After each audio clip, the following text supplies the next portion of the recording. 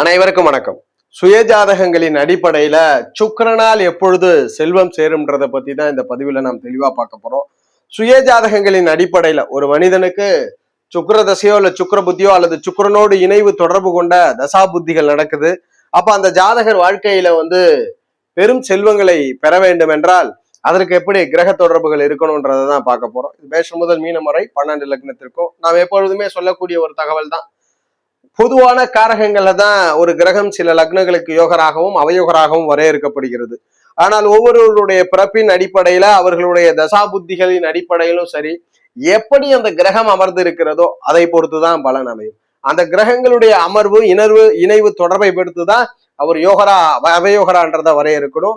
பொது விதிகளின் அடிப்படையில தனுசு மீனத்திற்கெல்லாம் ரொம்ப அவயோகம், அது போல கடக சிம்மத்துக்கெல்லாம் ஃபேவர் இல்லாத கிரகமா வரையறுக்கப்படுறவர் தான் சுக்கிர பகவான். ஆனா அதே சிம்ம லக்ன கடக லக்னத்துல பிறந்தவரா இருக்கட்டும் இல்ல தனுசு மீனத்துல பிறந்தவர் சுக்கிர தசையில பெரும் செல்வங்களை அனுபவிப்பார்.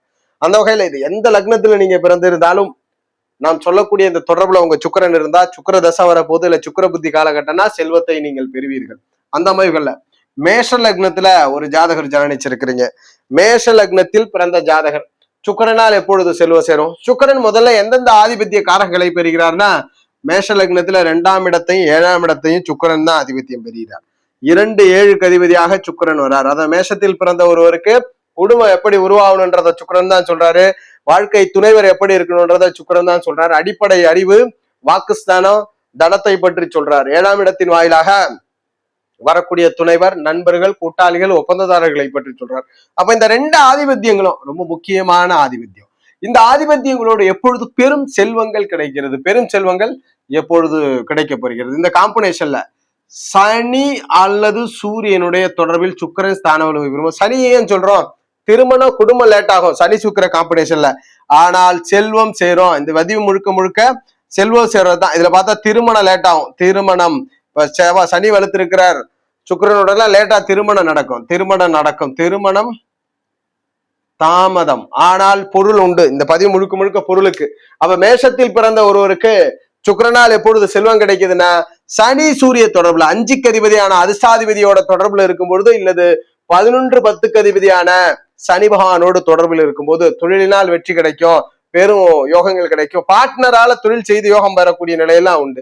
அப்ப பெரும் செல்வங்களை சனி சூரிய தொடர்புல. இந்த இடத்துல நம்ம மகிழ்ச்சியை பத்தி எல்லாம் பார்க்கல, செல்வம் தரக்கூடிய சுக்கிரன் தான். பாக்யாதிபதியை கொடுக்கணுமே, என் பாக்யாதிபதியை போடலன்னா செல்வத்தை தரக்கூடிய அமைவுல சனி சூரிய தொடர்பு. 5ஆம் இடத்தை நம்ம கனெக்ட் பண்ணிக்கிறோம்.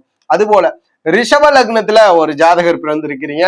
சுக்கிரனால் எப்பொழுது செல்வம் சேரும்? ஒரு சந்தேகம் வரலாம், சுக்கிரன் தானே லக்னாதிபதியா வராரு, அப்ப சுக்கிரன் நன்மைதான் பண்ணுமான்னா அவர் 6ஆம் இடத்திற்கும் ஆதிபத்தியம் பெறுகிறார். இதே ரிஷப லக்னத்தில் பிறந்தவர் லக்னாதிபதியாக சுக்கிரனை கொண்டவர் சுக்கிர தசையில கடன் பொருளாதாரத்தால் சிரமப்படுவார், இல்ல நோயினால சிரமப்படுவார். அதுக்கு காரணமும் சுக்கிரன் தான். அப்ப சுக்கிரன் நோய், எதிரி, கடன், வம்பு வழக்குகளையும் சொல்லுது. யாருக்குன்னா ரிஷப லக்னத்திற்கு. அது போல ஜாதகருடைய எண்ணம் செயல்திறனையும் சுக்கிரன் தான் சொல்றார். அப்ப 2 முக்கியமான ஆதிபத்தியம். 6ஆம் இடமும் நன்மை உண்டு. ஒரு மனிதன் நல்ல வேலை அதிகாரத்துல இருக்கு, சுக்கிரன் தான். இப்போ இந்த சுக்கிரனால் ஜாதகர் எப்பொழுது பெரும் செல்வத்தை பெறுவார்?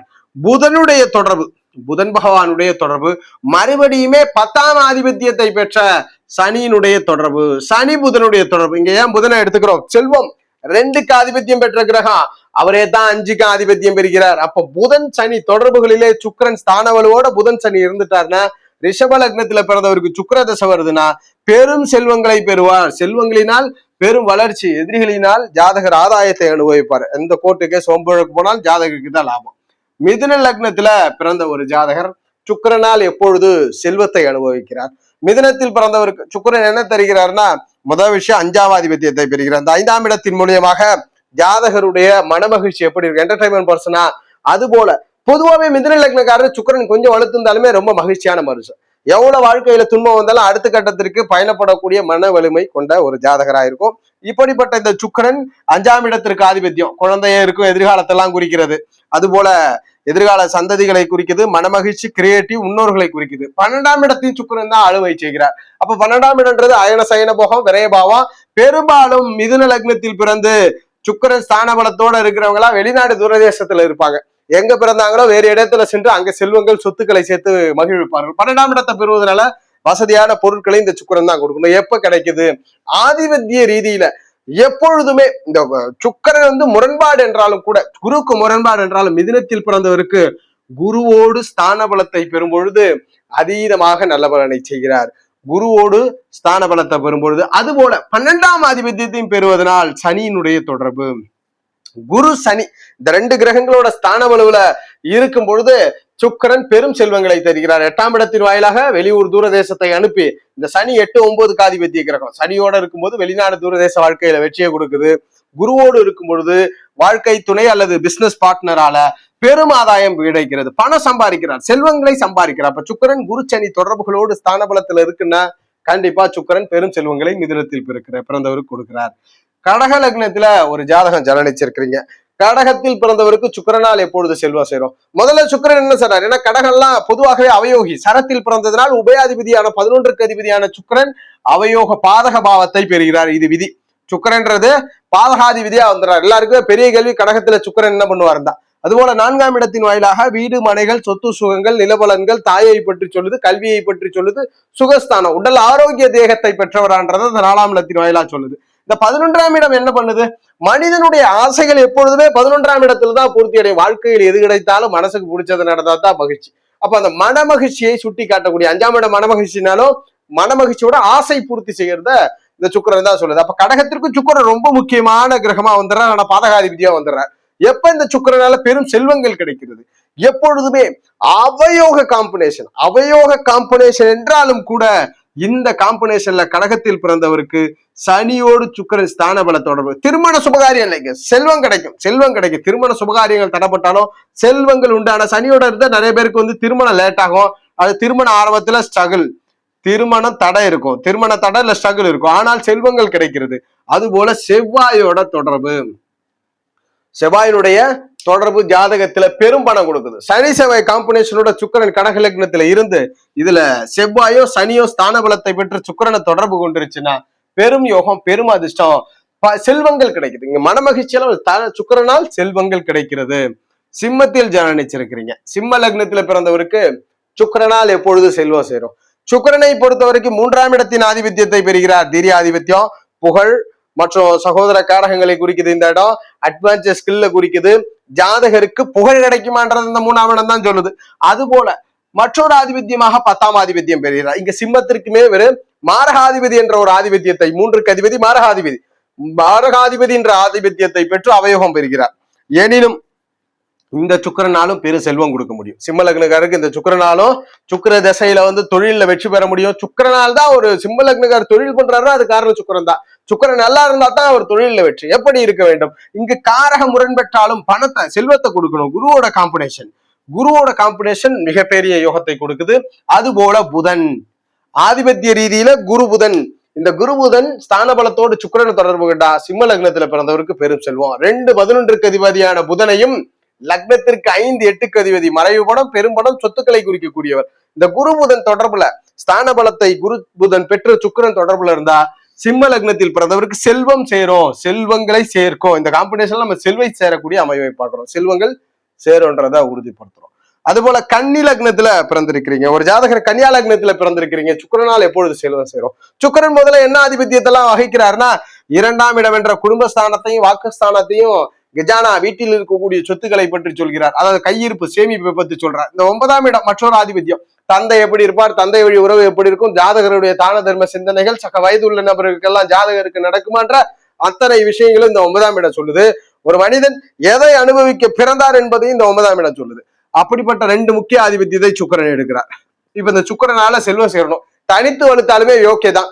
எப்பொழுதுமே குரு சுக்கிரன் போன்ற முழு இயற்கை சுவர்கள் தனித்து இருப்பதை கூட இணையுதான் யோகம்.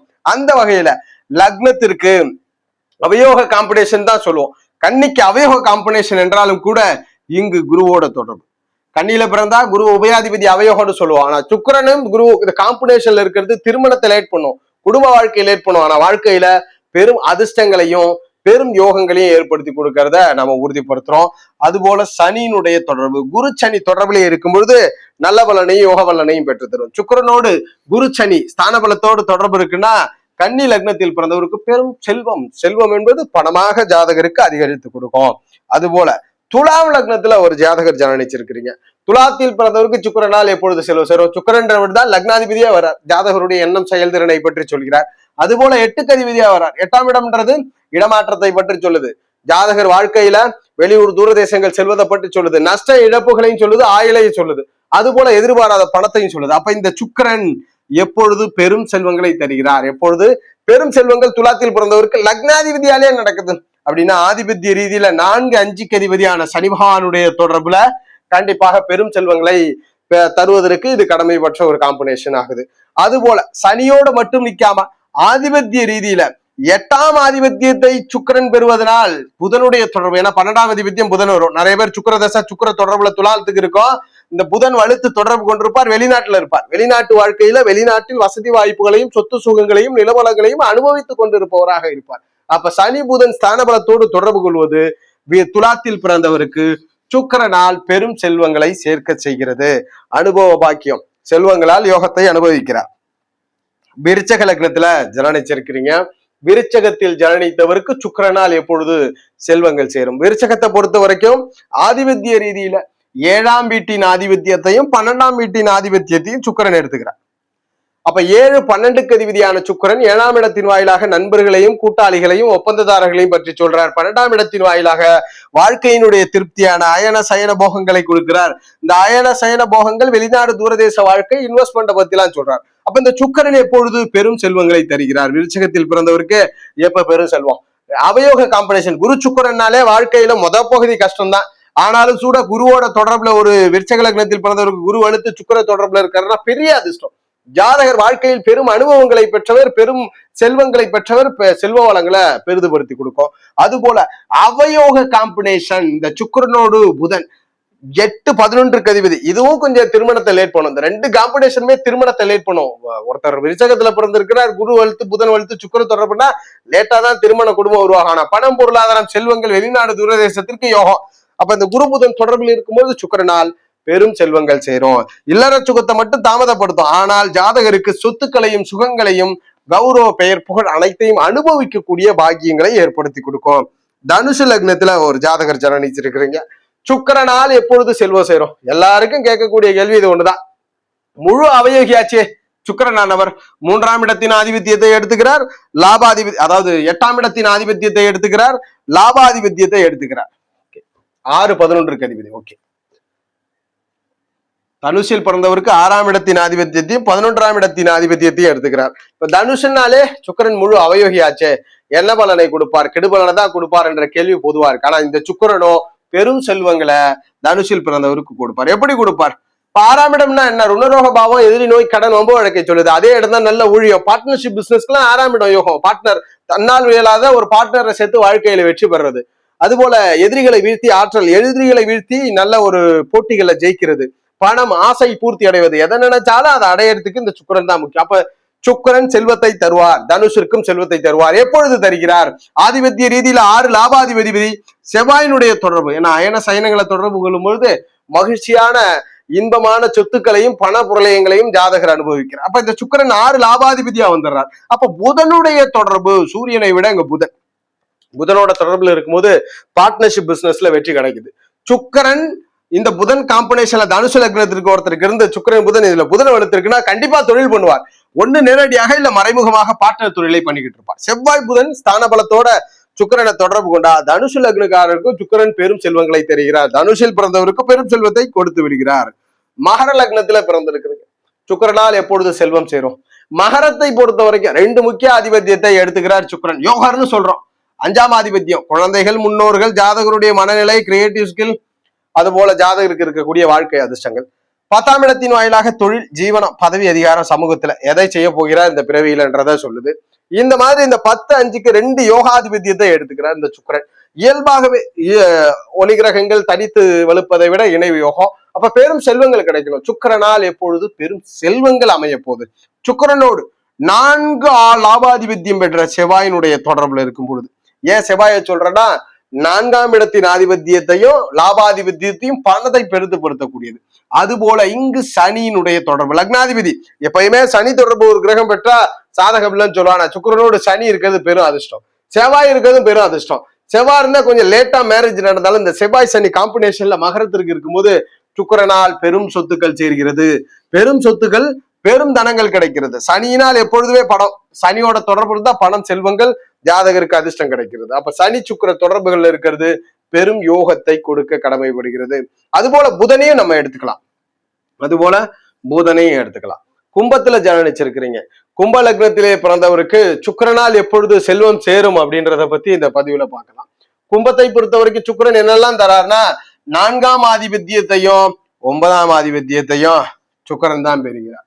லக்னத்திற்கு கல்வி, வித்தைகள், அறிவு, உடல் திராணி, உடல் மொழிகளினுடைய அறிவு, கல்வியை பற்றி சொல்ற, தாயை பற்றி சொல்கிறார். அதுபோல 9ஆம் இடத்தின் வாயிலா தந்தையை பற்றி சொல்ற, தந்தை வழி உறவுகள், தான தர்ம சிந்தனைகள், பாக்கியங்கள், சக வயதுள்ள நபர்களுக்கு நடக்கக்கூடியதை பத்தி எல்லாம் சொல்றார். அதுபோல அவயோகியாவும் வந்துடுறார். 9ஆம் அதிபதி பாதகாதிபதி கும்பத்திற்கு. எனினும் இந்த சுக்கிரன் எப்படி இருந்தா யோகம்?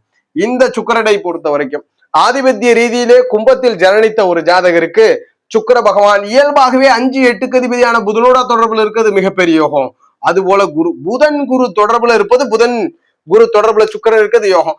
ஏன் குரு எடுத்துக்கிறோம்? 2 லாபாதிபதி, பெரும் தனம் பெரும் செல்வங்கள், அதுவே நமக்கு செல்வம் தரக்கூடிய அமைப்பு. அப்ப கும்பத்தில் பிறந்தவருக்கு புதன் குரு தொடர்பில் சுக்கிரன் ஸ்தான வலுவை பெற்று இருக்கும் பொழுது நல்ல வசதி வாய்ப்பு, வீடு வாகனங்கள், சகல விதமான சொத்துக்களையும் சேர்த்து ஜாதகரை செல்வந்தராக வாழ வைக்கும். சுக்கிர தசையோ சுக்கிர புத்தியோ சுக்கிரனோடு தொடர்பு கொண்ட தசாபுத்தியில. மீன லக்னத்துல பிறந்திருக்கிறீங்க, சுக்கிரனால் எப்பொழுது செல்வம் சேரும்? சுக்கிரனை பொறுத்த வரைக்கும் மீனத்திற்கு முழு அவயோகி. இங்கதான் 3, 8க்கு அதிபதியா வர்றார். மீனத்தில் பிறந்தவருக்கு முழு அவயோகி. எல்லாருக்குமே கேட்கக்கூடிய ஒரே கேள்வி, சுக்கிரன் நல்லது பண்ணுமா? சுக்கிரன் தசை வரப்போகுது, சுக்கிர புத்தி வரப்போகுது, மீனமாச்சே முழு அவயோக கிரகம் நஷ்டத்தை கொடுப்பாரா, இழப்புகளை கொடுப்பாரா? பெரும்பாலும் சுக்கிர தசை வரும்பொழுதோ சுக்கிர புத்தியிலோ மீன லக்னத்துல பிறந்தவர் பார்த்தா வெளிநாட்டுல இருப்பார். காரணம் என்ன?